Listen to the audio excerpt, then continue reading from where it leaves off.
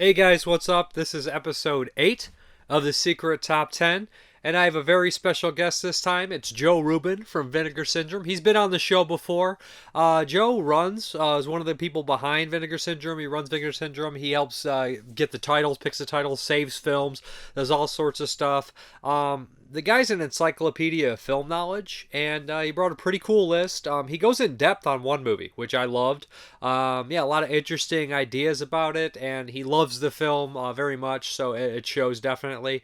Anyways, I was super glad to have him on. And also, you guys notice I ditched the whole angle on the side because if you guys notice Zoom, I'm learning with doing the Zoom report, like recordings and stuff. The audio gets out of sync, and it's not necessarily recording at different frame rates. It's literally Zoom is not keeping up, and there'll be lags and stuff. So it doesn't really make any sense to like constantly have to try to sync the videos at whatever point it went out of sync. So it's just kind of aggravating. So I decided just to go with basically the widescreen. It's easier on editing and stuff, and syncing up stuff. So hopefully that's all right. Anyways, please enjoy this episode. The tournament is bonkers. Yeah, enjoy it. Yeah, it is episode 8 of the Secret Top 10 with Vinegar Syndrome's Joe Rubin. Well, I'm here with Joe Rubin from Vinegar Syndrome. He's one of the people that runs the company, gets movies to release, saves movies from rotting away, and yeah, he's going to do a secret top 10. He doesn't even really know the rules. I'm going to have to explain them. That's true. You did. I think you sort of did explain it, but I forgot. All right, the secret top 10 is essentially basically taking work off me. Um, you give me a subject and you pick 10 movies. You have your top 10 of a certain subject. I have 2 minutes to guess after you tell me the subject or any like caveats or anything like that. You time me or I time myself for 2 minutes, write down as many as I can. We go over your complete list. You talk about the movies as much as you can. I can talk a little bit if I've seen them afterwards, and then I'll go over my top 10 and see how poorly I did and whatnot. Okay, so that's about what I remembered. It's basically the match game, but with lower stakes. Yeah, I mean, there's no way. I'll be lucky to get one. I have not gotten zero on any, but most of the time I get like one or three. Well, I think in both options that I'm going to give you, we like at least some of the same movies. So Okay. hopefully, All right, and I do know your taste a little bit, but you have a really wide variety of tastes. And this is one of the like 5 or 6 people that I talk to that usually has a bunch of movies I've never heard of that you bring up, and I'm just lost. I'm trying. I mean, I could go the hard route, but I'm trying to go the easier route for the sake of conversation or something. Yeah, Uh, like I don't. If you do like French erotica or like I said, 50s musical or some shit like that, I'm it'll sticking be to, nothing. I'm sticking to horror. Okay, that's a little bit better on me. Is this a better camera position? I feel like I'm like I not. feel I feel like it is. Okay. All right. Computer screen is basically just sticking up at this point. All Okay. right, so here are your choices. Uh, American slashers from post Halloween through 1989. American proto slashers 1970 through 1978, or American regional films 1970 through 1989. What was the last one? Regional American films? American regional horror films, all horror. Fuck. Those are all good, but the easiest one, I know that I'll at least get one. And that what was the proto slasher years? 70 through 78. Hmm. See All no Euro stuff, no now you probably might include some Canadian stuff in that proto slashers maybe. only in the context of if it was financed and or produced entirely by Americans. I don't want Hmm. to. I'm not going to include anything that was a Canadian production through and through. Oh fuck, that's hard. I could easily come up with 10 American slashers, but most likely 10 American slashers is not going to make the fucking list. What was the years? Regular slashers would be 79 to 89. Proto slashers would be 70 to 78, and the regional horror would be 70 through 89. I'm gonna pick not pick the regional horror just because again, when it comes to regional horror, all my list is just going to be Ohio movies because that's what's stuck in my head. Um, Slashers is going to be the There are no easiest. Ohio movies on the list. What are you talking about? What's wrong with Ohio? I mean, The Wednesday Children is fine, I guess, but I wouldn't consider it one of the 10 best. Okay, so let's. You know what? For me being cheap, I'm going to do the slashers, the American slashers from '79 to '89. Okay, let me get my own list up. I'm going to hit the timer. Got 2 minutes to write. Wait, I have 2 minutes to write? No, I have to wait. I have to write. I have 2 minutes to write your top 10. Okay, all Okay. right. Let me know when you're ready. I have my list All right. up here. Man, you don't like the typical slashers, but you do sometimes. This is gonna. Do you want me to give you a general clue to like maybe hone it in a bit more? Maybe. Although If also you get- want. Sure. So my definition of slasher is probably pretty different than what many people would consider the traditional definition of a slasher. Okay. So, like, and this is not on the list, so it doesn't count if I tell you. I only have Uh, a minute 15.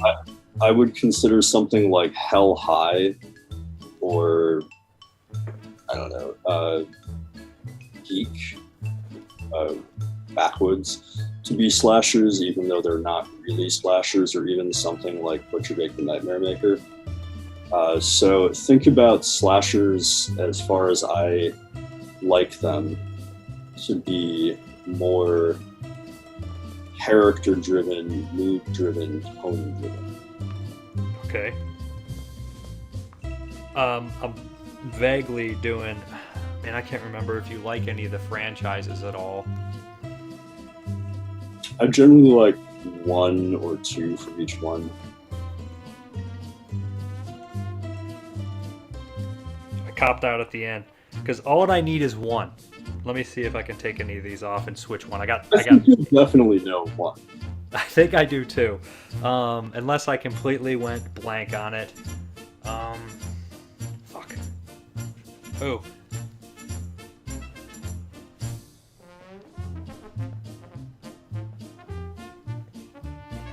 Done. All right. Okay. All right. So we're ready to hear your list. Okay, so should I do it in ranked order? You can do it whichever from the top or bottom because there's the odds of me getting one in the right spot are 0.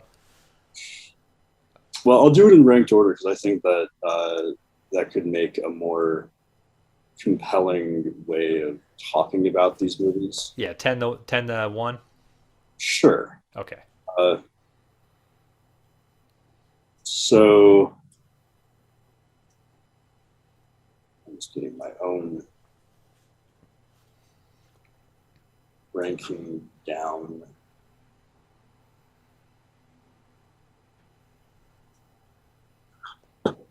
All right, number 10, movie that would probably be, well, I guess a few of these might be seen as cheap, but I think it speaks to my tastes.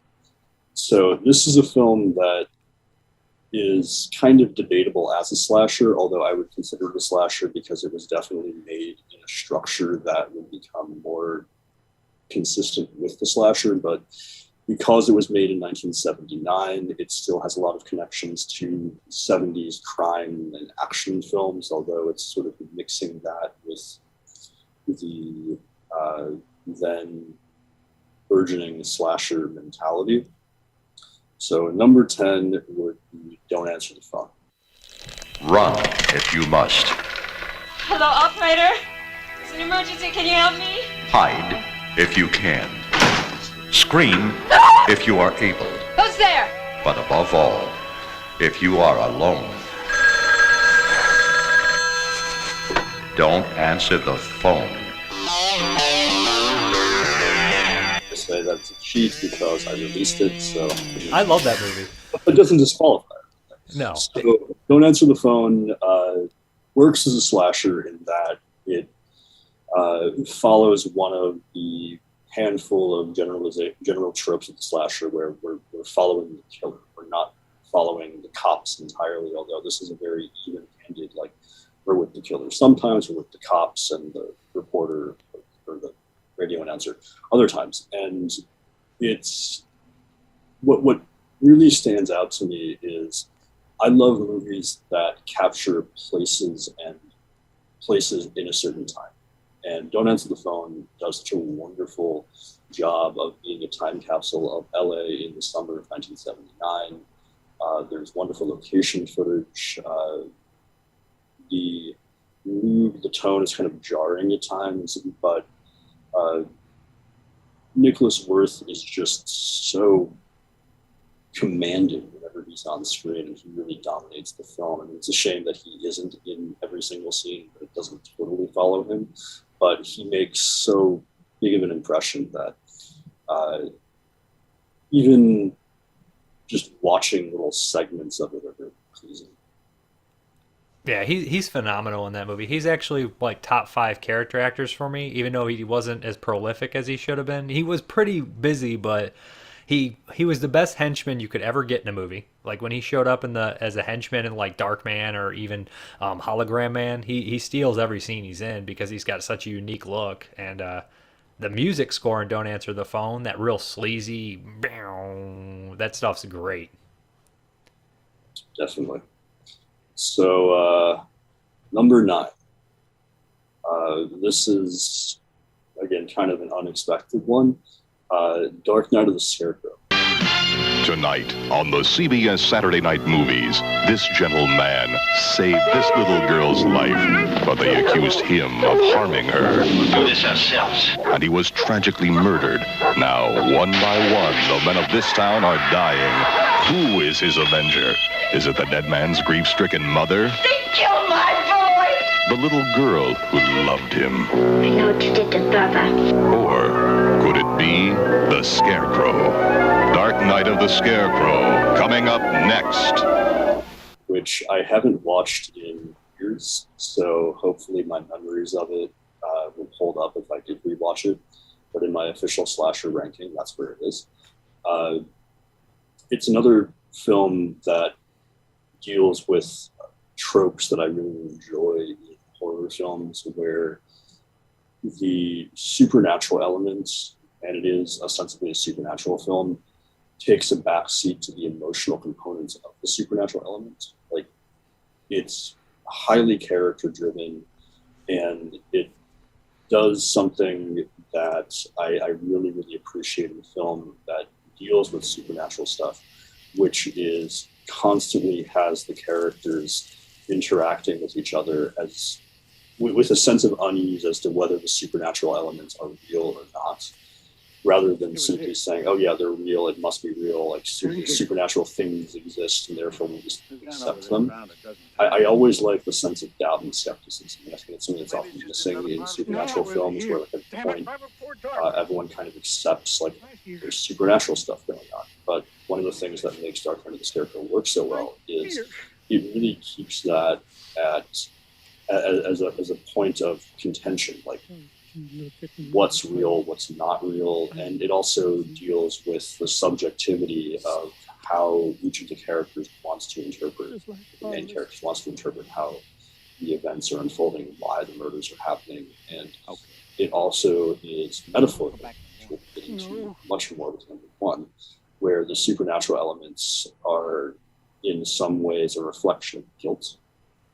So that would be number 9. That movie is one that is on my shameful not watch list. I've had that movie. I bought it 2 or 3 times and I never watched it. I've only heard great things about it, and that's the second movie that you listed in a row with the actor from Darkman in it. Totally unintentional. I don't know. I think there's a Darkman actor in every single one of your movies now. All right, moving on to my number 8 pick. This one is a film that gets a lot of shit, and I think it's really a shame that it does, especially considering that it was made by a geriatric director. And I also love that. I love when exploitation films and horror films are made by directors, especially when they're trying to deliberately play into then contemporary fads. So number 8 is Night School.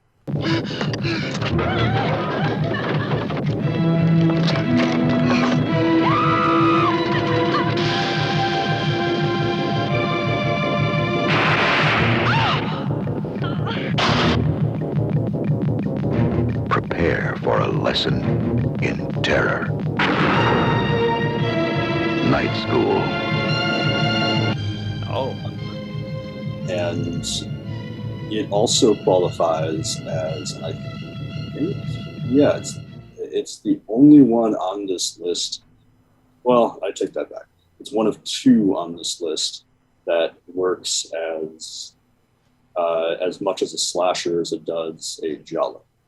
And the giallo is my favorite type of film. If I were to cite the movie structure that I most resonate with and have since I was a kid, it would absolutely be the giallo. Like, I love murder mysteries. I always have. I love the idea of mysteries engaging the viewer, making the viewer able to enjoy not just what's literally happening on screen, but the idea of getting involved in trying to think about where the story is going to go beyond like how it's going to end. And I love the tawdriness of Night School specifically. Like it's a sleazy, trashy giallo. It's also set in Boston, so that goes again to films that record places and time, and it has a great looking killer, the motorcycle outfit and all that, and it's fun. Like as far as early 80s slashers go, there was so many of them, and most of them just feel like the same movie over and over again. Night School feels different, probably because the guy who made it had made children's films before. And he, what was that director's name? For a minute, I thought you were going to say Happy Birthday to Me, because that was J. Leigh Thompson, right? Yeah, God, who the fuck did direct Night School? Yeah, I was mixing. I thought you were going to say Happy Birthday to Me, and that motorcycle killer thing was also What Have You Done to Our Daughters? Welcome to Spring Break. There's a couple of those. Ken Hughes, I was right on the Ken. Ken Hughes, best remembered for Chitty Chitty Bang Bang. Oh, fuck. Give me a flying call. And here he was, I don't know how old he was. I know he was really old.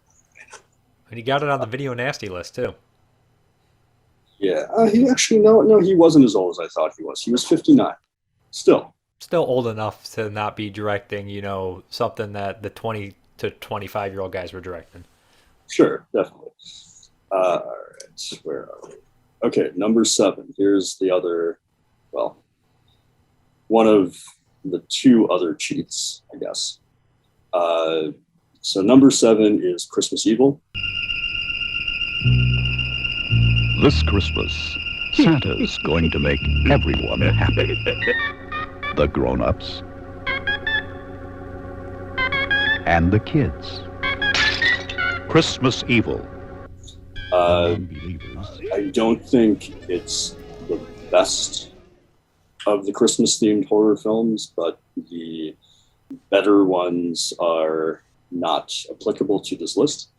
But similar to Dark Night of the Scarecrow, and one that we'll be getting to later on in the list, it's really a character study.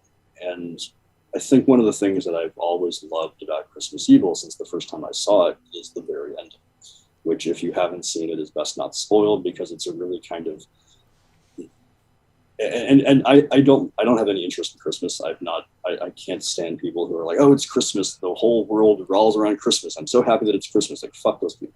Christmas is a stupid waste of time. It makes everything inconvenient. Too much stuff is closed. It just pisses me off about the money. Like, you're like, I saved up money. I was right, like, budgeted. Now I have to drop at least like $500, $1,000 more.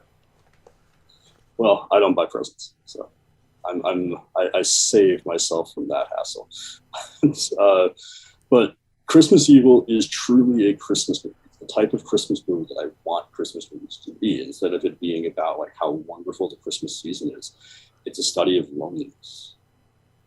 And that to me is Christmas. Christmas is bored, nothing to do, everything's closed. And for the people who are actually into Christmas, it's this like manic obsession. So you get the loneliness and the manic obsession element. And then an ending that is really sad, but also very poetic. It's a great ending. It's got to be one of the best endings in a movie like that. And it just it you know what? Like there's so many movies where you just take a character and you study them. Just like, and I love those things. Like A Witch Who Came from the Sea came up. I've recommended that to somebody who picked lead female like characters in horror films, and I was like, A Witch Who Came from the Sea might be one of the best ones for me. It is a great movie, and it's on my if you've chosen proto slashers. I wouldn't have got it because for some reason my mind resets. I would have been like, Blood and Black Lace. Well, Blood and Black Lace is the shallow. No, I meant Blood and Lace, the 71. Yeah. That one is not on there, but it would make probably a top 50. Okay, top 50? How many proto slashers do you know? Let me see how many I have on my master list. Master list? I have 79. Okay. So, all right. Number 6, and the last of the cheats. And this is one that I don't think most people would classify as a slasher, but I feel that if you approach it as a slasher, it becomes all the more enjoyable. Angel.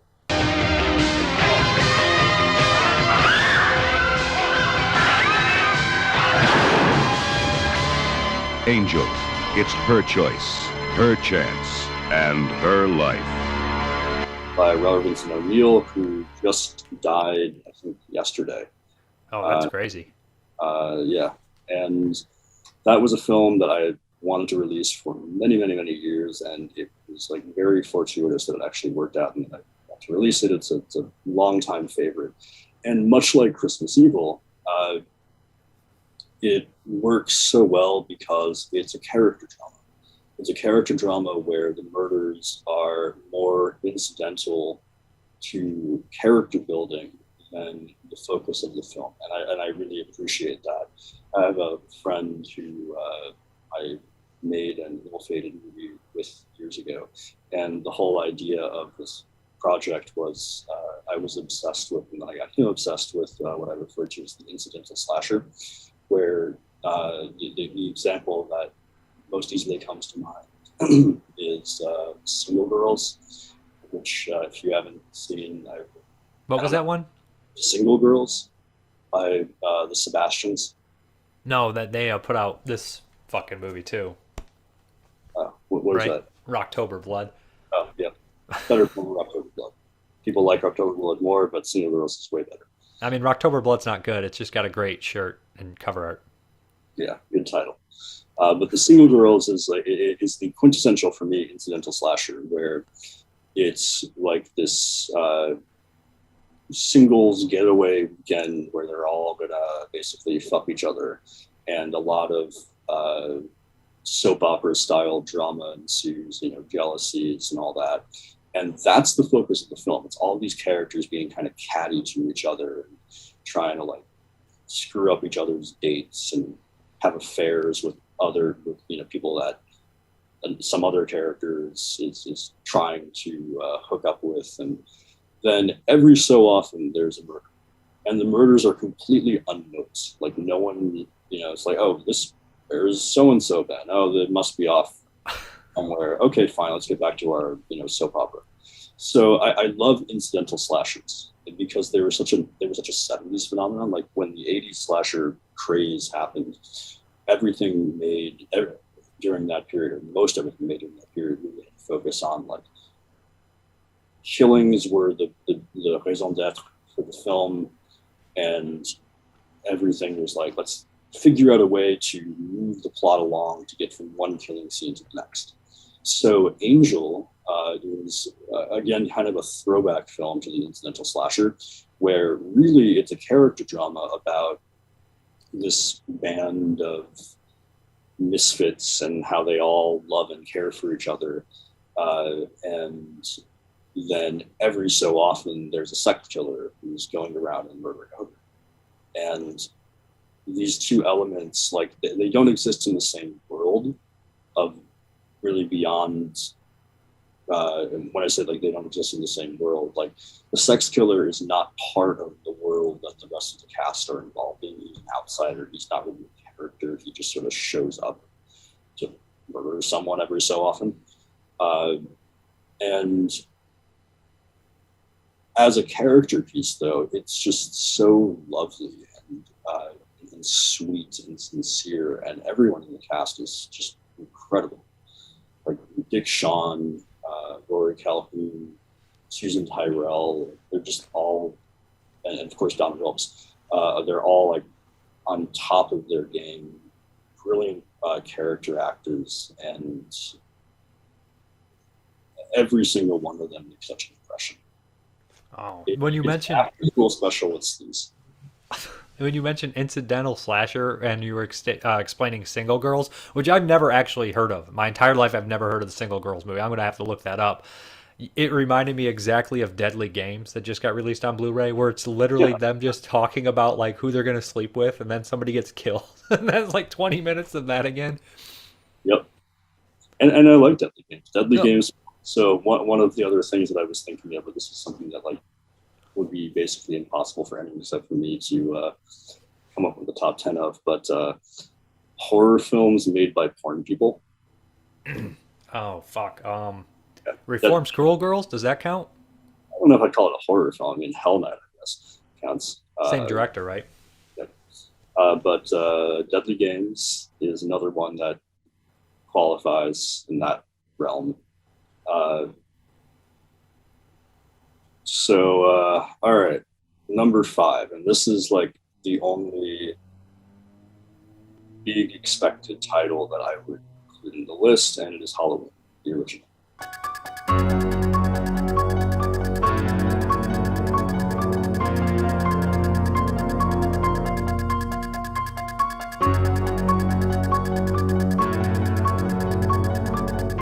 Okay.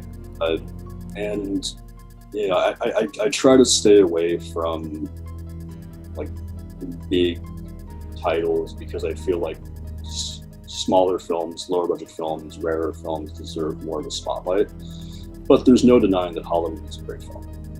Saw it for the first time in many years, maybe a year ago, and it's just such an impressively put together movie. The way that Carpenter builds suspense through camera movement, through editing, through blocking of actors, like things that are really basic, but they're all just brilliantly done. And you can see how much of a talent he is from looking at, you know, even like the first 20 minutes of Halloween. It's just, I kind of like the beginning of Halloween more than when it's like Michael Myers stalking everyone at night. But the entire film is so riveting and compelling. It gives you so much to keep you, as cliched as this expression is, keep you on the edge of your seat. Yeah, I mean, it set the template, and I do agree. I think I do like the day stuff a lot better. I mean, because Halloween, it's a dark film, so I mean, and it was a cheaper film, so it does not as good looking, and the day stuff looks great, you know. Myers just stalking behind leaves and stuff and they set up a good mythology of Michael Myers, and it doesn't seem forced, if that makes any sense. Yeah, absolutely. He has a good mythology, and it's not overly forced either. I mean, the boogeyman stuff, it just comes together really well. Yeah, like movies like that often annoy me when they just don't answer any questions, but he pulls it off really effortlessly. Well, yeah, I mean, that was his whole kind of, you know, thing to not answer that one question, and then the sequels came along and they immediately ruined that. So, number 4. This is, I think, a real wild card, especially to be this high up in my ranking. The Unseen. For too long, it has been locked away, breathing, eating, growing, watching, waiting. Hello? Barbara Bach stars as 3 women move unknowingly to unlock a living nightmare. The unseen. That's one of the, like, I don't want to use it. I almost said mongoloid. I don't know if that's an appropriate term anymore. But there's a lot of those slashers with the mutant. Yeah, well, that kind of, I don't know. He's just a big guy that lives in the house, right? Yeah. Yeah. Well, I mean, there's Humongous, which Humongous, Just Before Dawn. Just Before Dawn, I like. I don't love it. It holds up better in a theatrical environment than on home video. But The Unseen is very close again to Christmas Evil and Angel form, where it's a character study, and it's about this middle-aged man and woman, and I don't want to give away too much because I think that the dynamics of those characters are really what make the film wonderful. So anyone watching this who hasn't seen the film should try to go into it without knowing as much, because as it reveals its twists, and there really aren't a lot of twists, but it does have like a couple of big twists or big reveals, I guess, big twists. It's best to not know what they are, even if you can guess them, because they're handled really well. And again, we have incredible performances from the actors who I'm forgetting the names of. Isn't Sidney Lassidick in it? Yeah. Sidney Lussick, who plays the man. It's been years since I've seen that movie. All I remember is Sidney Lassidick in it from One Flew Over the Cuckoo's Nest and Alligator. Yeah, he's in it. And Lilia Goldoni is the woman. I'd have to see her. She doesn't have a lot of dialogue, and she conveys so much emotion with her eyes. Like it's a wonderful piece of subtle physical acting.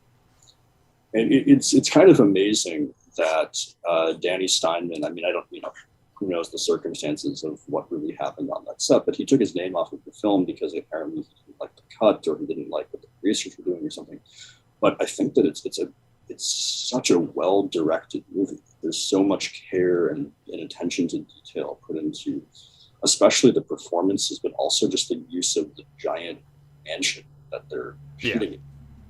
Like it feels, there's so many single location horror movies, and especially slashers and slasher adjacent films, that it takes something to make a single location film really feel tense, but also like conscious of the location. And this film does a really good job. Like I said, I have been so long since I've seen the movie. I remember a lot of vent play in that movie. Some vent play, if that makes sense. That's the one scene I do remember. Yes, that's a recurring theme. Yeah, I don't know if vent play is a term ever used before. Well, you might have invented a fetish. All right, that one fell. All right, number 3. Dressed to Kill.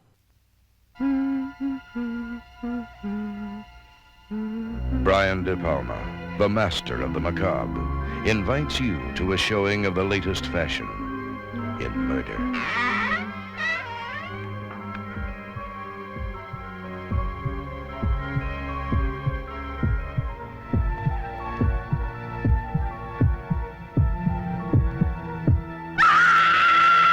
Dressed to Kill.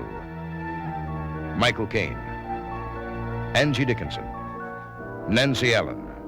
Dressed to Kill. Murder, Made to Order by Brian De Palma. Okay. You mentioned doing a proto slasher list. Not a proto, American Gialli list. Yes. And Dressed to Kill was on my list. I was thinking about, I was like, well, it's got to be a bunch of De Palma on there. I had like 2 De Palma, 3 De Palmas. Now, I personally prefer, as far as De Palma Hitchcock tributes go, Body Double. But Body Double doesn't quite work as a slasher.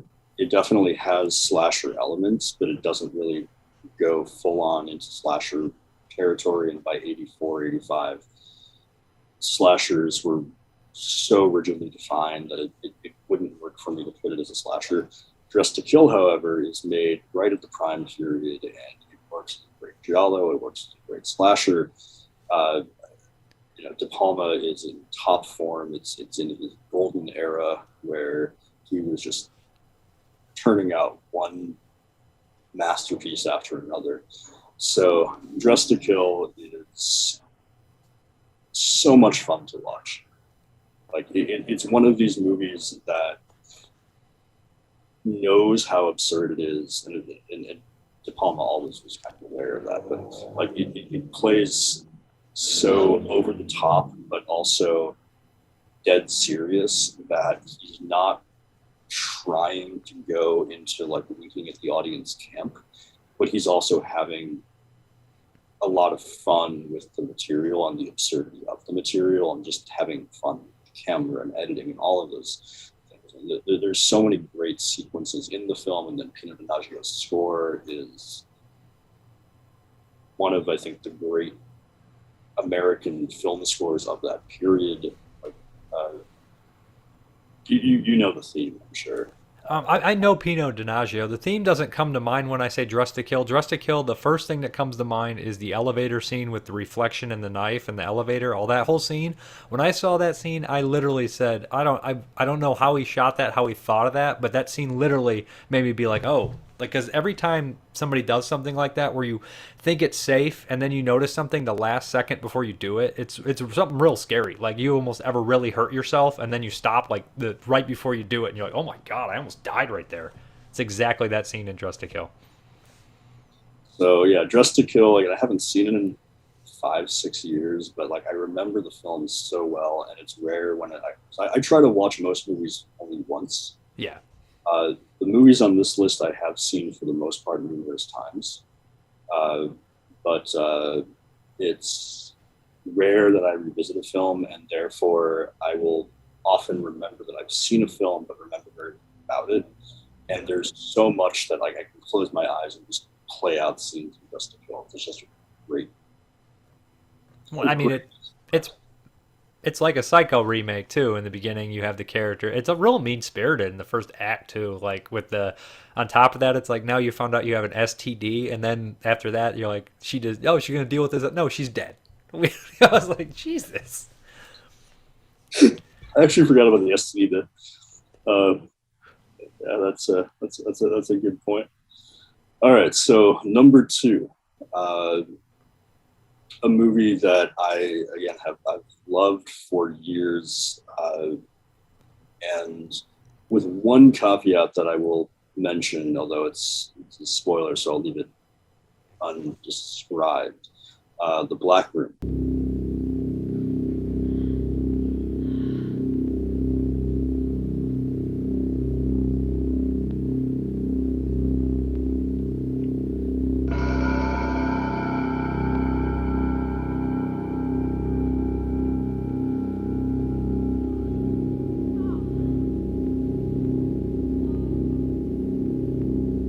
That's the Linnea Quigley's in that for a small one, right? That's a really rare movie. Never made it off VHS. Correct. I have seen that. It is like I can't really well articulate why I like the film so much, but it spoke to me. Like something about the mood, kind of in a Halloween vein, like it presents all of these things and then none of them really make sense, or you're kind of waiting for an explanation, and you get explanations but they're not really good explanations, but it doesn't matter because the film is so effective and brings you in. And I have you seen it? Yeah, I have seen it. I remember it being like almost surreal, and there's like a really amazing tracking shot in that. Even on VHS, you could tell it was a good tracking shot. I remember like doesn't it go through the house and there's a lot of candles lit and shit. I remember that scene in my head. That's the Black Room. Yeah.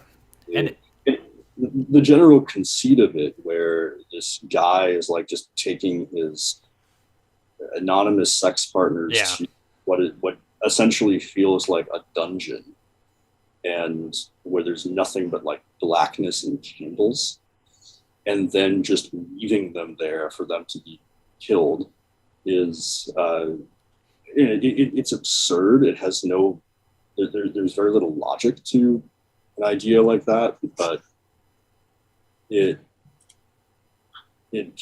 works so well for me. And it's also got that idea that the person you love has a secret life and they're fucking sick and they must follow through with this thing. I feel like somebody else said this, but the plot in general and like bringing someone to a strange room reminds me of Hellraiser without the Love Met configuration in it.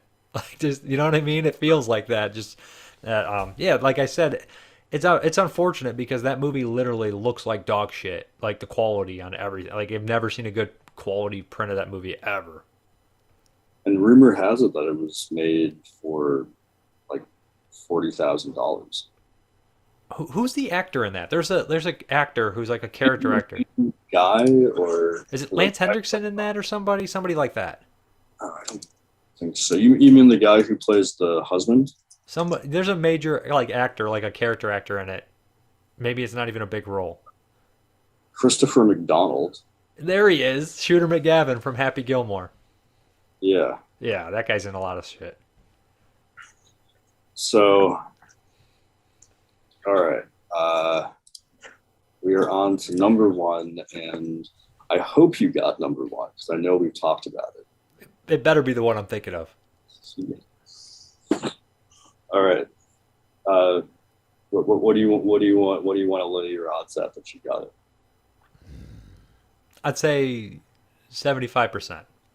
Okay. Let's see. Scratch my eye first. Dramatic effect. I said just dramatic effect. No, exhaustion.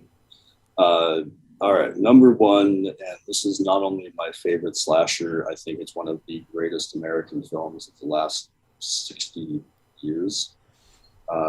Cruising by Friedkin. Who's here? What he feels. I don't think I can do the job, Captain. I don't think I can handle it. I'm here. There's just stuff going down. I don't think I can deal with it. You hear. What he experiences.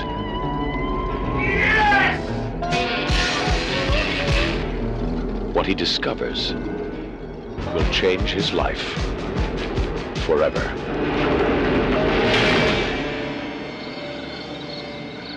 Al Pacino. Who's here? I'm here. You're here. Cruising. Oh man, I messed up. I picked slasher. I'm picking like garbage movies that you mentioned that we like. So, and Cruising was on my Giallo list for you. Your American Giallo list was my number one because I was thinking about it. I had that, Dress to Kill. I even put Body Double. I would have got your American Giallo list, I think. Possibly. I was thinking Killing Hour, Scissors. I just was thinking of random shit in my head. Well, Cruising, which I know you are a fan of as well. I hope you're a fan of I it. think most people are a fan of it that actually have seen it. Still very divisive, but Cruising to me is one of the great pieces of filmmaking, as I said, to come out of the United States, I think, in the last 50, 60 years. Like, if you really dissect that film, every single, and this is what any great film should be, but a lot of them just don't meet this standard. Every shot, every cut, the use of sound, everything about it, the technical aspects are so perfectly and meticulously achieved that it's the film that I've probably seen more than any other film, period. And I can't not love it every time I watch it. Like it's like eating a favorite meal over and over and over, and that you like never get tired of, that you're going to eat, every day. It's probably the only film that I could actually teach a multi-day class in, like dissecting it scene by scene. And there's so many things that make it great, but I think that if I were to choose one element that truly sets it apart for me, it's that it demands, pretty literally, like it demands that you watch it multiple times. Like it's structured in such a way that nothing really makes sense the first time. And the second time, you might pick up on things you missed the first time that kind of make certain other things make more sense. But it's a big open-ended mystery. There's such a, like, there's plentiful different interpretations of who does what, who kills who, who's the real killer. Like, you know, for anyone watching this who has seen Cruising, I have a Cruising quiz, which is things to think about from the film, and the questions, the open-ended questions that can be answered. So I'll give one such question, and it is, when the killer, and I say the killer, says, "You made me do that," who is you and who is me? You're talking about the guy at the very end. I'm talking about the killer.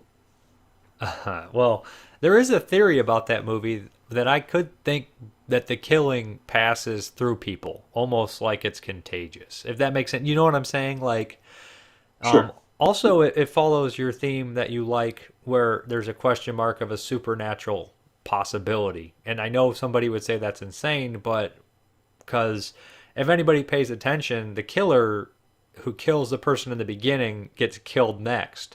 And I could see the only thing that would really truly upset anybody paying attention to the movie, which the people that picketed that movie never paid attention to it, is the idea that somehow being a homosexual would carry some sort of violent tendency to commit murder.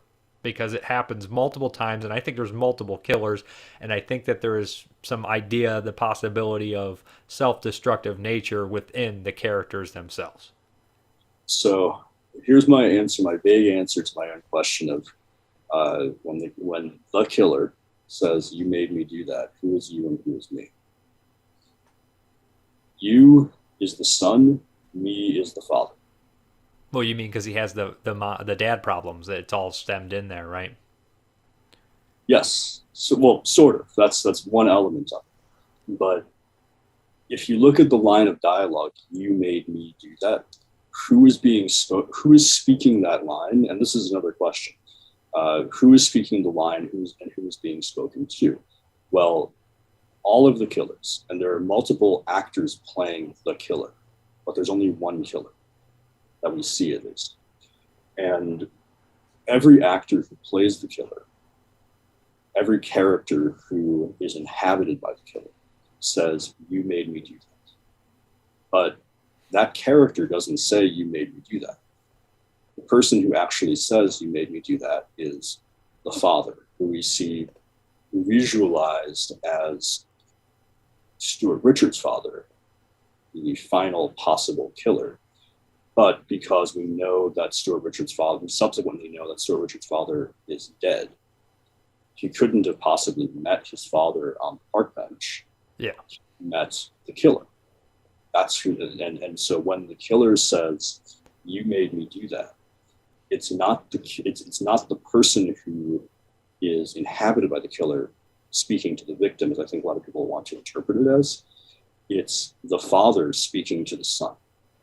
So the irony of the people who picketed the film making claims like homosexuality or sexual deviance results in murderous tendencies or something like that is they're completely missing, at least as I see it. And I think that the film itself clearly presents it as kind of the opposite. The villain of the film is the disapproving, unloving, hateful parent. So the idea is the killer, the one killer, the father, the stand-in for the father, is possessing, metaphorically, the son, and taking possession of the son is killing. So when the killer says, "You made me do that," It's the spirit of the father talking to the son, saying, you, the son, have made me, the father, kill through you, because it's what the father wants. The father is hateful. The father is the one who wants to who I should let me rephrase it. The father is the one who really wishes to kill because of his own hate, because of his own prejudices. And the son is the vessel. The son is the disappointment. The son is who the father doesn't approve of or who the father resents. And therefore, it's the father who is the killer. It's not the son. The son is the victim.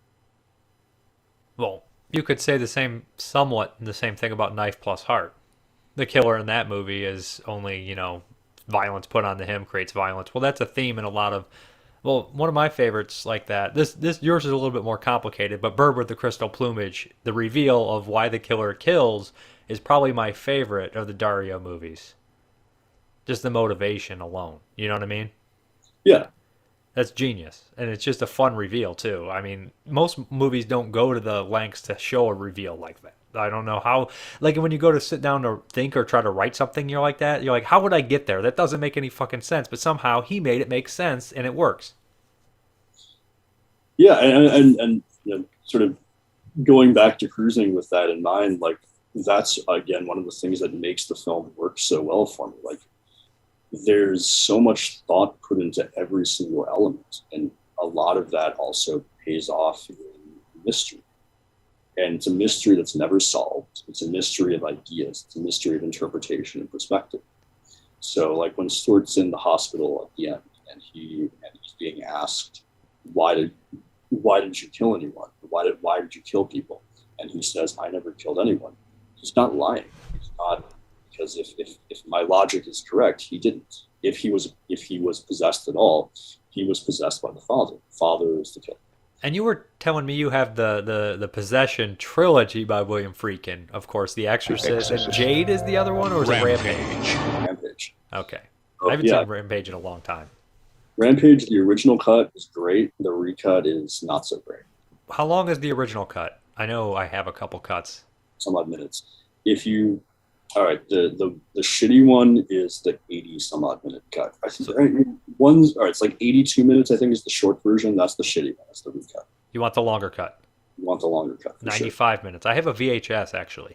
Something like that. It might be like 90, but it's definitely like at least a good 7 to 10 minutes longer than the recut. So yeah, I guess I should explain my trilogy concept. Yeah. There are...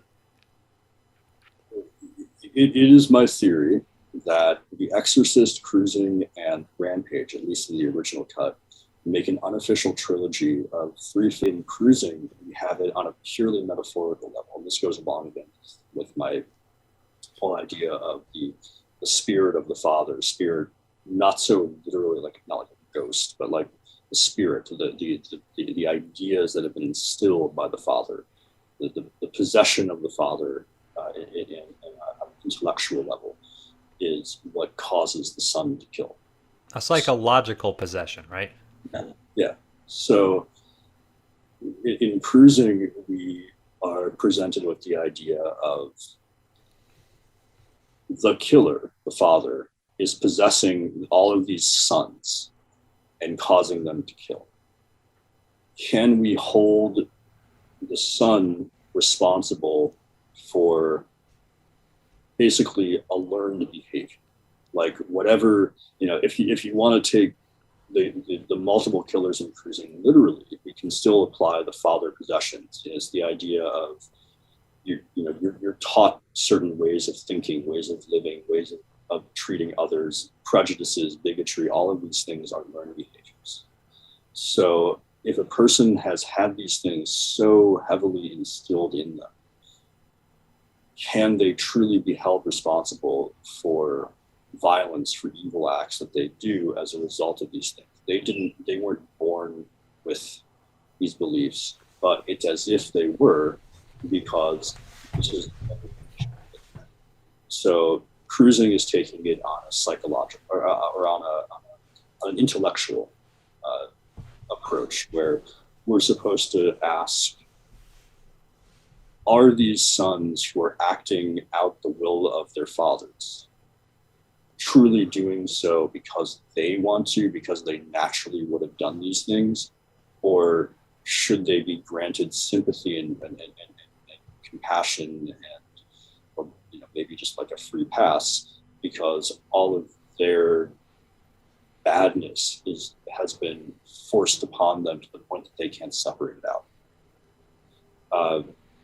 And then in Rampage, he takes the literal approach. It's about mental illness. It's about a serial killer who is schizophrenic, and when he is not medicated, so his true self, we're sort of led to believe, is his medicated self. Like when he's on antipsychotics, he is not violent. That is his true nature. But when he's not medicated, he goes crazy and he murders people. So there we're asked the question, because the film is about, it's based on the Vampire Sacramento, and it's asking the question of, does this guy deserve the death penalty? Now, if we accept that he only commits violent acts when he is not himself, can his sane self be held accountable for his insane self? So that's the trilogy. Well, the thing about Richard Chase is, if you look at the real case, I don't have much sympathy for serial killers. The only ones that you can even garner some sympathy for are the ones with the mental illness, like Herbert Mullen, Richard Chase, maybe Ed Gein. That you look at, he's not a serial killer, but you know what I mean. That you literally are like, these guys are so off that like they're schizophrenics usually, that kind of stuff. I mean, Richard Chase was crazier in real life than he was portrayed in Rampage. You know what I mean? They had a deviance about him in Rampage. I remember the prison escape seemed more like it was, I don't know which cut I watched. Like I said, I watched the VHS cut. I don't check the runtime, because the scene where he escapes from the van is certainly in both versions, and the change that he made in the 1992 recut completely changes the context of that scene. Basically, apparently his ideas on the death penalty had changed, so he decided to recut the film to suit his new ideas on the death penalty. But I think, much like Cruising, and Rampage is one of my favorite freaking films in its original cut, because it asks the viewer to consider questions. And it doesn't give a straight answer. It says, there's possibilities. There's more. Everything is nuanced. There isn't like a black and white, right and wrong. There are multiple perspectives that can be equally valid simultaneously. And in the 92 cut, he clearly had a perspective, and he wanted to make sure the audience understood it. So the ambiguity is kind of lost in that version. So that's always sloppy when they do that. It's just like, no, if you got to hit him over the head with it, is it even worth talking to him? But he made a very important change. It's a small change, but a very important change in the van escape scene that completely changes the perspective. So, like, it doesn't feel like mental illness. It feels like violent. More like, you know what I mean? Purposely, premeditated. Yeah, well, figure out which version you watched. Because it wouldn't help because I watched it probably when I was 13 years old. I bought the VHS tape and watched it because I liked the serial killer movies. Well, it's worth a rewatch, but make sure you watch the long version. I remember that much though. That's pretty impressive. It made an impression on me. I remember Michael Biehn and Art LaFleur, and yeah. Going back to Cruising though, not just only on the ideas in Cruising, it also has probably one of the best cast you could have in that kind of movie. The side characters are all amazing. From Al Bundy, fucking Ed O'Neill, Powers Booth, Paul Sorvino, Karen Allen. And Karen Allen was a great way to put her in that, because she is like the only sweet thing in the entire fucking movie. And like you see her next to Al Pacino kind of losing his mind, and you worry for her. I worry for her, you know what I mean? Yeah. And one thing I will note, again, for my father possession thing, we get a direct connection. So I guess since I've already given so many spoilers on Cruising, and it's shameful if anyone watching this has not already seen Cruising. It truly is. To rectify that immediately. But here are my other theories on Cruising. This is related to the mentioned Karen Allen. So with the whole thing about the father possession, there are, as we know from the start, two different murders that have occurred. There's the dismemberment murders where the body parts are being found in the river, and then there's the stabbing. So the focus of the film is on the stabbings, where we literally see them happen. We see the murders occur, we see who the killers are, and so on. But the film is very critically bookended by one thing. Do you remember how Cruising is bookended? Well, yeah, we have the one character who is killed, and then we also see the character walk back into the bar, and we assume it's Al Pacino. Well, but what are the bookends? Do you remember the very opening and very ending? Isn't it somebody walking into the club? No. What is it? Before and after that. River shots. Oh, the river body dumping is what you're, yeah. Yeah, so the very ending of the film, it ends exactly as it opens on the river. The implication being there's the river murder still. And there's a crucial sequence early on when Al Pacino was first brought into the captain's office and given his assignment, where the captain says, we have the stabbing and then we're finding all the body parts in the river. We don't know if it's one killer or multiple killers. And there's a really nicely utilized quick cut to Pacino's reaction there. So my theory is that Pacino is and always has been the river killer. Well, that also plays into the Friedkin on The Exorcist. One of his actors, a bit actor, killed somebody, and it plays into that time we were talking about the 3 freeway killers that were simultaneously killing people, and we know they caught one, and then they continued, and the cops must have been like, what the fuck is this? And then they found out there's 3 freeway killers in the same area. Yeah. So with Friedkin, with Pacino, we have a really critical scene that directly connects him with the father possession. And it's a scene where he's in bed with Karen Allen, and I think it's either right before or right after their aggressive sex scene, or it's one of their sex scenes. And Karen Allen mentions, your father called. And right after, she says this, and it's this long, slow push in on Pacino's face. And it's a great moment because there's no subsequent discussion of fathers or anything like that, but it's a brilliant way of connecting the ideas. Like, we have the father, the possessing father, and then Pacino, who is supposed to be the novice cop going into this seedy world that he knows nothing about. Well, you learn that he has presumably an estranged relationship or some kind of disquieting relationship with his father, by implication, just through this one silent shot of pushing in slowly to his face after he's heard that his father is called. Well, it also brings up the fact that Al Pacino is smart enough to change the MO of the river killer after to take out the person at the very end, if he would like to. Yeah, there's... but again, that's also part of the whole mystery of the film from how the viewer is able to interpret it.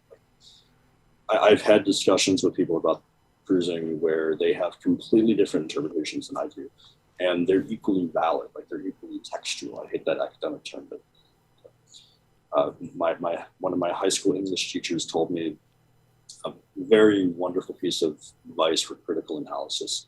If you can prove it in the text, it's valid, even if you're in the minority. If you can cite examples from the text.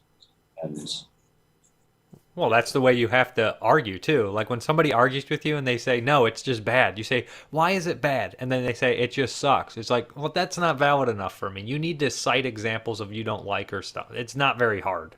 if you watch the movie. A lot of criticism is just lazy. I can be lazy, but you should see some of the movies I watch. I do. See your letterbox every day.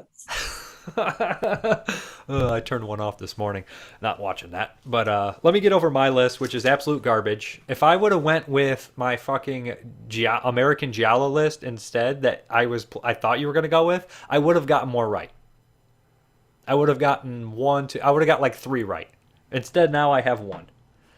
And I erased fucking 1, which pissed me off. I erased Angel off the list to put Don't Answer the Phone.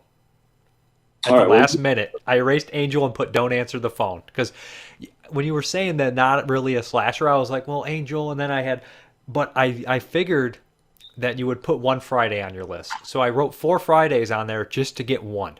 Because I can't fail. There's only one Friday the 13th movie even worth talking about. Okay, so number 10, I put Friday 2. Friday the 13th. Part 2. Number 9, I put Friday. Friday the 13th. Number 8, I put Maniac because you said not really a slasher, but it's kind of a slasher. And I was like, Maniac is kind of mostly a slasher. Number 7, Don't Answer the Phone. I love it. And right when you said that, I was like, oh, that's one that I would think is a slasher. Butcher Baker Nightmare Maker. I like that movie. I know you probably do too. I do. It's got a lot of good stuff about it, and I figured that one was up your alley. And then these 2, I don't know why they're stuck in my head. Probably been thinking about them a lot lately. They're not necessarily slashers. They're more exploitation. But kind of in your definition of slashers, I think that they would fit. I put Blood Games. It started as a Sunday afternoon baseball game. Guys against the girls. Then these rednecks turned out to be real sore losers. That's when things started to get ugly. Okay. And Hunter's Blood, which I love. Get ready for the killing season in Hunter's Blood. One of you sons of bitches wants to die first. I like them both a lot. Yeah, but not necessarily slashers. So then Friday 4 because I'm lazy. Friday the 13th. The final chapter. And The Burning because it's a classic slasher. I figured you would have some. You don't like The Burning? Find that movie really obnoxious. And I should have put Sleepaway Camp. I figured you probably more of a Sleepaway Camp. Yeah. You enjoy Sleepaway Camp, yeah. And then I put Friday 5. Friday the 13th, Part 5, A New Beginning. Because I know you like that one. That's absolutely the best one. It's my favorite. I don't know if it's the best. Oh, it's the best. And Art Edinger would agree with us.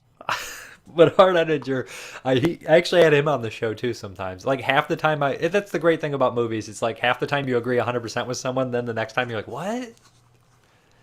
Yeah. Okay. So I did dog shit. I still got 1 though, so I haven't failed. There you go. I'm terrible at this. I've done horrible at this. Huh? Minus. Like it's like somebody like right when they panic, they just go to what they know, and what I know is apparently crap. I mean, your list makes sense in that it's going into what I think a lot of people would consider iconic slashers. But I know you don't like those movies, but I just fucking... I do like them. Like, I have Maniac in my top 15. Yeah. I might even have I probably don't have Friday the 13th Part 5 in my top 15. No, I don't have it in my top 15, but it is good. It is a really good film. Yeah, I mean, it's very enjoyable to me. Like, Maniac is number 11. So you almost had one. You put Don't Answer the Phone over Maniac? Yeah. I'm pissed off about Angel. I should have erased one of those fucking Friday movies. I would have got 2. I'm fucking annoyed. I literally scratched off Angel and put Don't Answer the Phone at the last second. All right. So this is a tournament. Do you know the tournament? You've explained it, sort of. Okay, so it's like a March Madness bracket of basketball. Basically, there's 8 names in this. The first 2 get pulled out. They go against each other to a fight to the death. Whoever you think would win. Then the next one moves on. and then the next two, and then the winner of that goes against that one until we have the final two. And this is themed, right? Huh? This is themed. I had one theme for you, but I went with this one because I basically said characters from Vinegar Syndrome titles, and I picked the dumbest characters I could just to make the most mismatches and that I could think of. All right. And what am I supposed to be judging? Like if these two characters existed in the same universe and actually had to fight each other? Yes. Okay. It's very stupid, and I've done this with everybody, and they've all got really stupid shit. So, if I can set it up how they meet, I'll try. I don't think I can with everybody. It's fine. But Okay. let's give it a try and see how bad I feel. Okay. The killer cat from The Uninvited, or just Uninvited, sorry. A poisonous cat. Now, how's that possible? The poisonous cat, and he's gonna go up against. I'm assuming it's a he. I don't fucking know. Okay, this is my favorite. Donald Pleasant. Hold on. Before you go on, is it the outer cat or the inner cat? It's both. It's both as one. All right.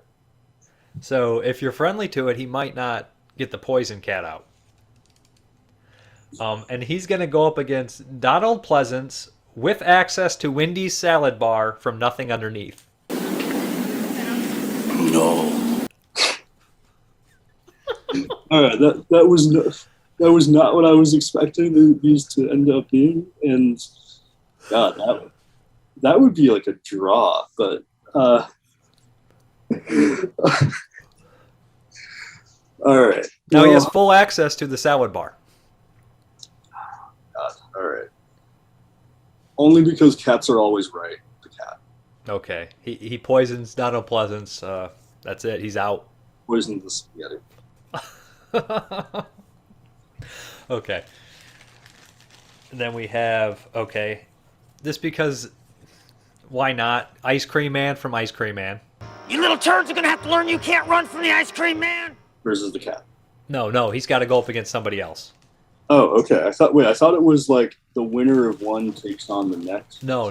The winner of the first fight goes on to the next, the semifinals. Oh, okay. All right. I see. He won his seat. All right. And Ice Cream Man's going against Dolly Dearest.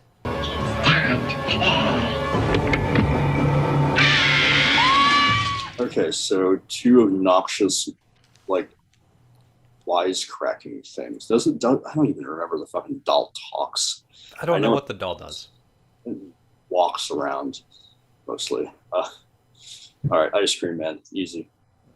Okay, Ice Cream Man.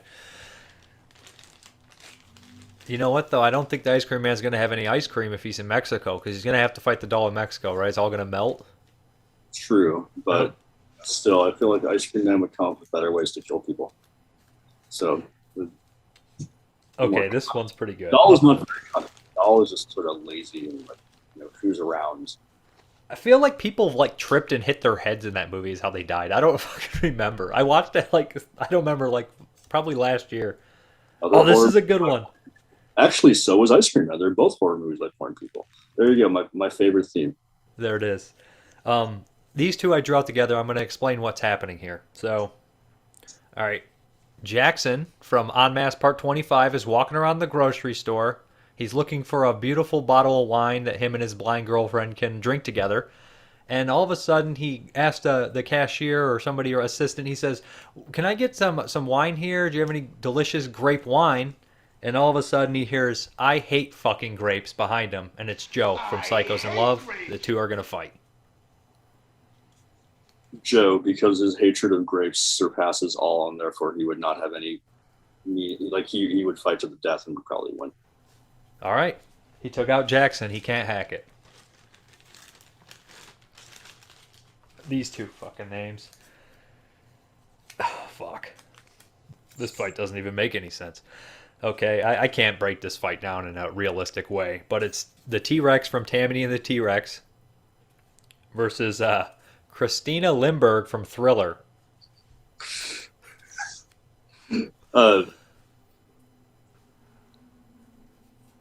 Okay, I'm actually gonna break it down in a way that by the absurd non-logic of this matchup, and within taking elements from both films, why Christina Lindbergh would win, because she has the power of slow motion and can therefore get an edge on the T-Rex and kill it first.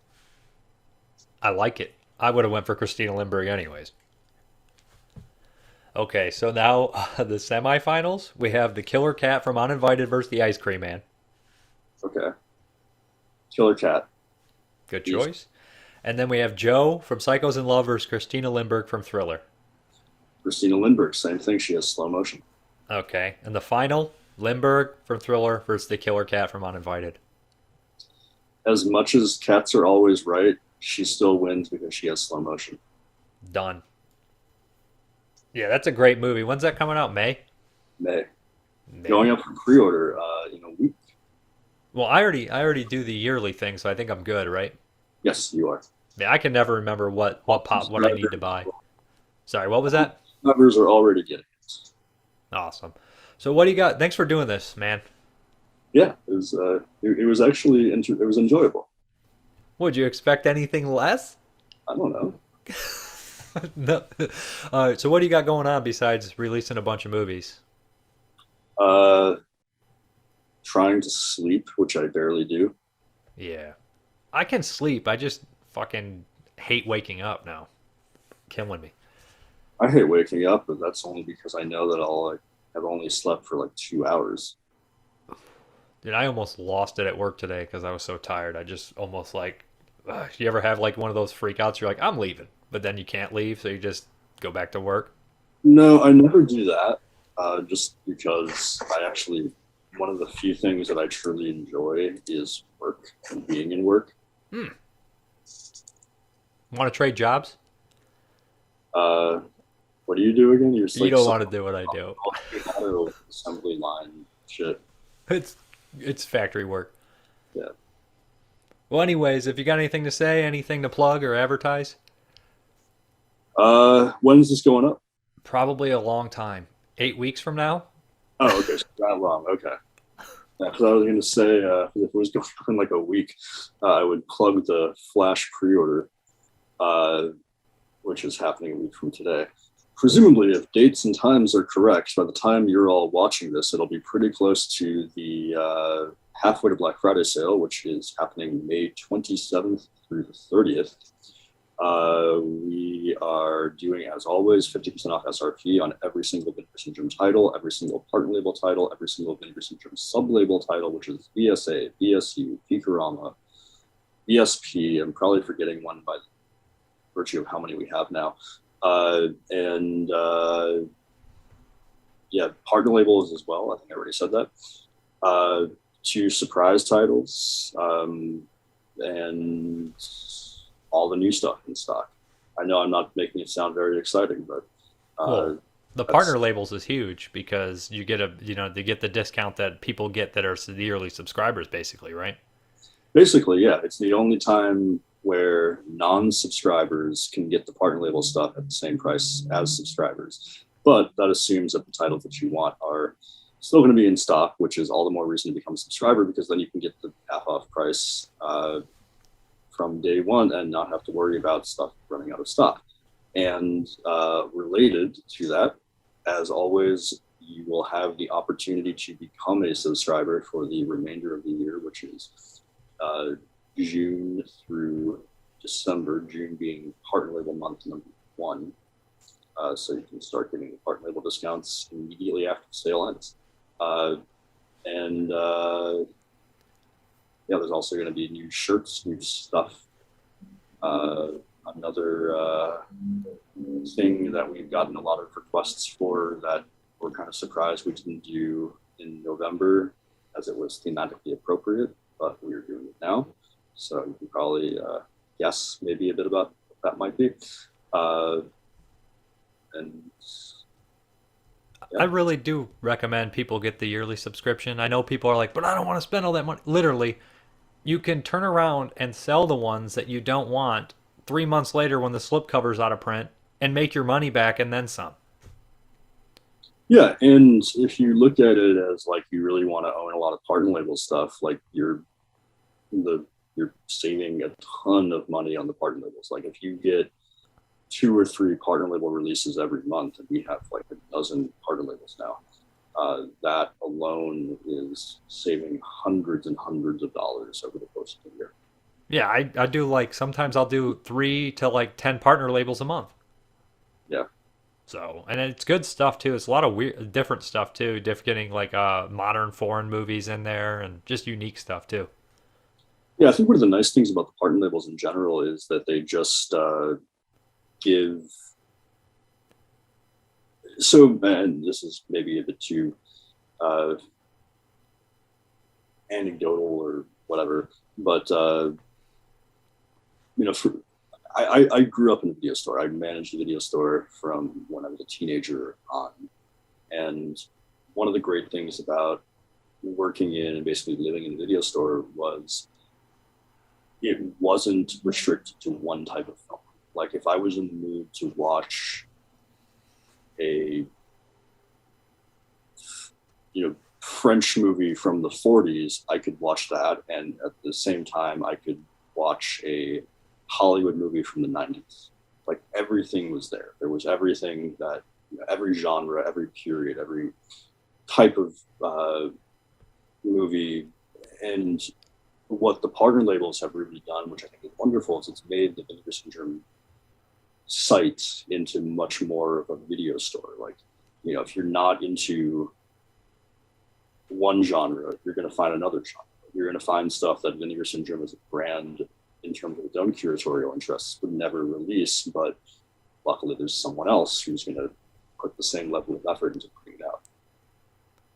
I've been really enjoying the Saturn's Core stuff because when I first started getting in, like when I was like 12 or 13, the online was becoming accessible, and I was in the movies, so it made me accessible to a lot of those shot on video movies that I never could have got in the video stores typically. So I watched a lot of those movies that they're putting out when I was young. So I have a lot of nostalgia for movies from that time.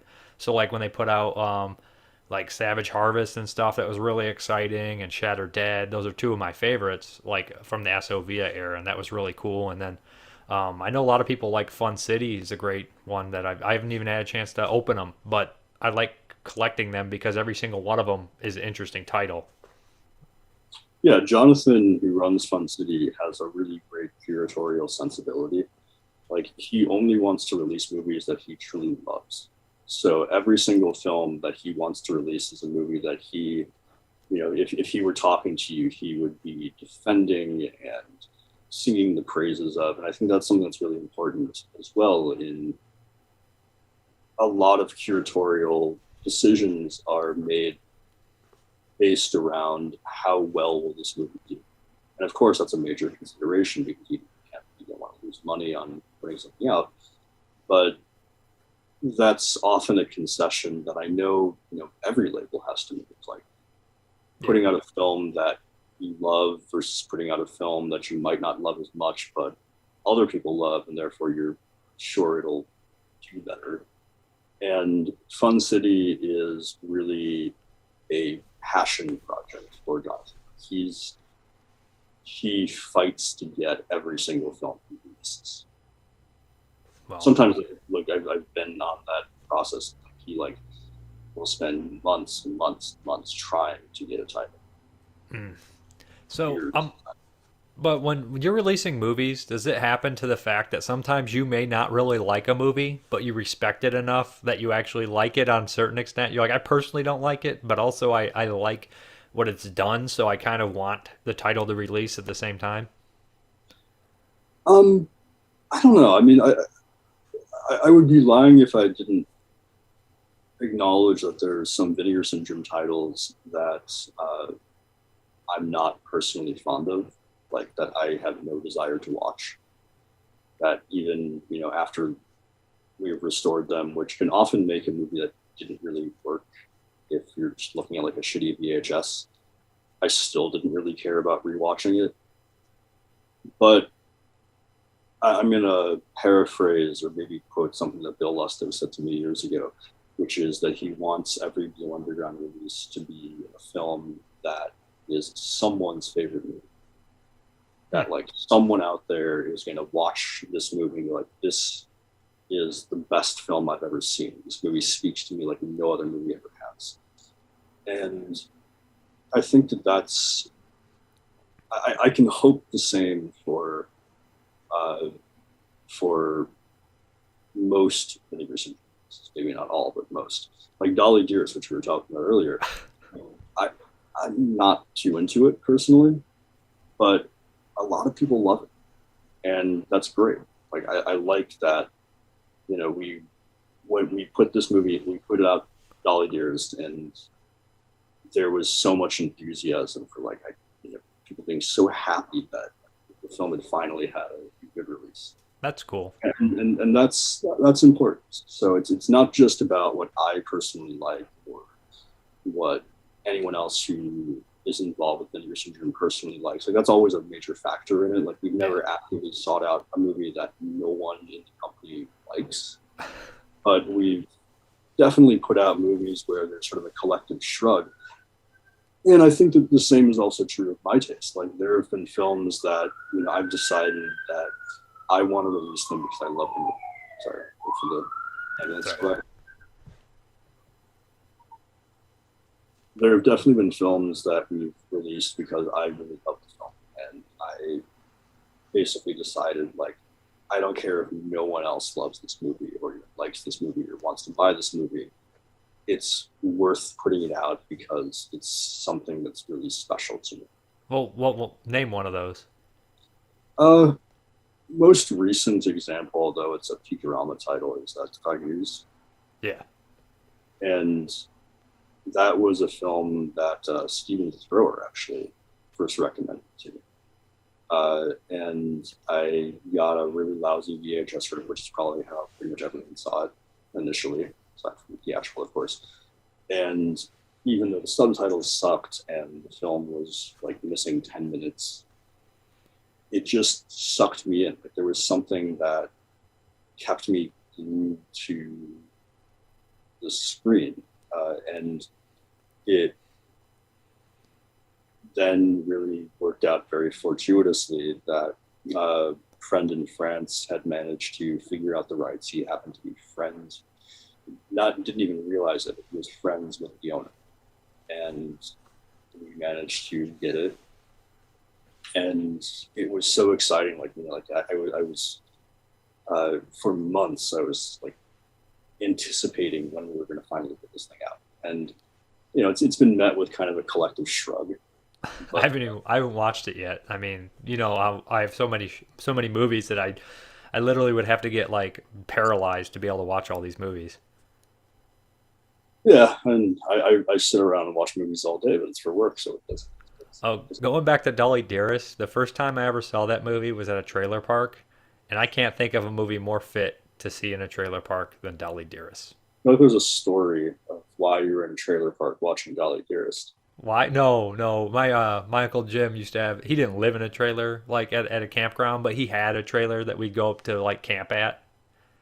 And the neighbor, his friend, that was up there, he had somebody had it on VHS, and it was like one of the only tapes that we would watch. I think is, you know, they would always watch it. So that's how I saw Dolly Dearest.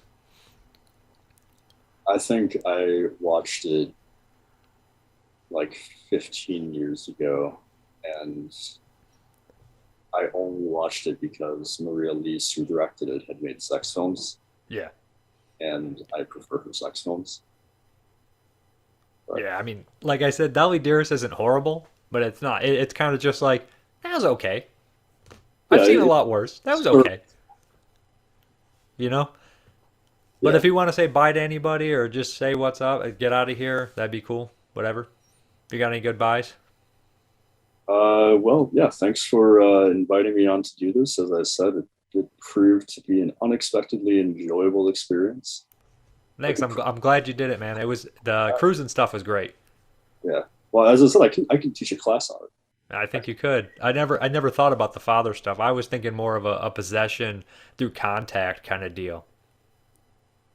In a way that it is. It's. Well, I mean, you kill, and then, you know what I mean. Like if you kill, then you're killed for some. It's a strange thing like that. That's kind of what he always blurred the lines so you never knew, which was smart because you never ever really know what the fuck happened, the details and murders and stuff. So, do you have any final words? No, I mean I'm glad you're doing it, and then maybe we can come back and do another one. But I might have to change some of the games because I am just not doing good at this, and I don't like losing. Fair enough. See ya.